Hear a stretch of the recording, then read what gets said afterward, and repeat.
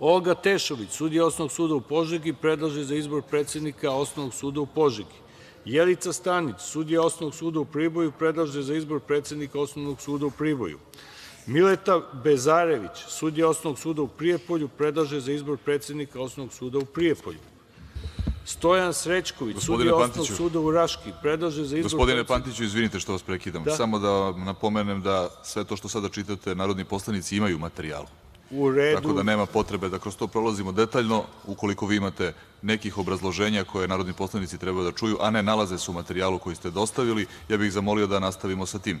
U redu, ja nisam ni mislio biografije, samo imena, da se pobroje predloge. Sva imena su dostavljena precizno. Znači, tačno je da imaju poslanici u materijalu naravno imena i imaju kratke biografije, tako da biografije apsolutno nema potrebe navoditi.